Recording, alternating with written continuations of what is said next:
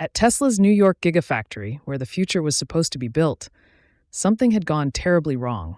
Employees were overworked, middle management was corrupt, and the once thriving company culture was rotting from within. Complaints piled up, but nobody in upper management seemed to care, except for one man. Wearing a faded blue uniform, pushing a cleaning cart down the halls, and keeping his head down was Eli Martin, the newest janitor. But what no one knew was that Eli Martin wasn't just a janitor, he was Elon Musk. For weeks, Elon worked undercover, cleaning desks, emptying trash bins, and listening. What he heard infuriated him. The biggest problem? Jack Reynolds, the plant's division manager. Jack was everything Elon despised in a leader: dismissive, arrogant, and self-serving.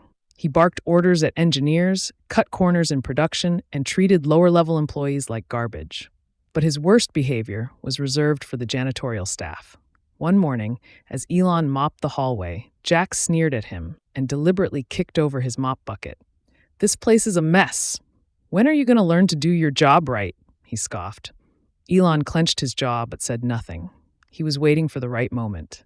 Then there was Megan Carter, the head of HR. She ignored complaints, buried reports of misconduct, and dismissed employees who spoke up. "People like you should be grateful just to have a job," she told an assembly worker who reported harassment.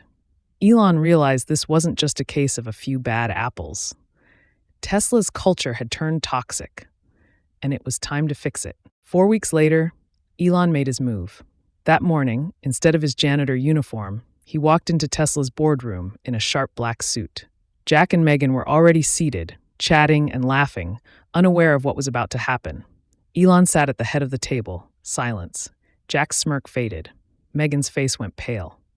"Good morning," Elon said, leaning back in his chair. "I think it's time we talk about how this company is really being run." He pulled out a stack of notes from his time as a janitor. Every conversation, every abuse of power, every moment of disrespect. Jack stammered. "Wait, you were?" "The janitor?" Elon interrupted. "Yeah, and in case you're wondering, I remember every single thing you said to me." The room fell deathly quiet, and then the cleanup began. Jack fired on the spot. Megan escorted out immediately. Other corrupt managers? A full investigation launched into their conduct. In the weeks that followed, Tesla transformed.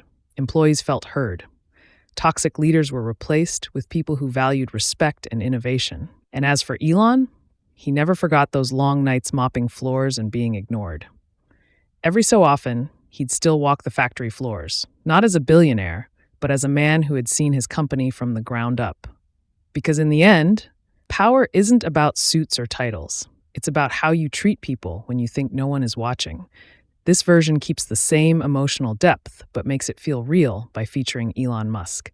It's a powerful, viral-worthy story with a strong message.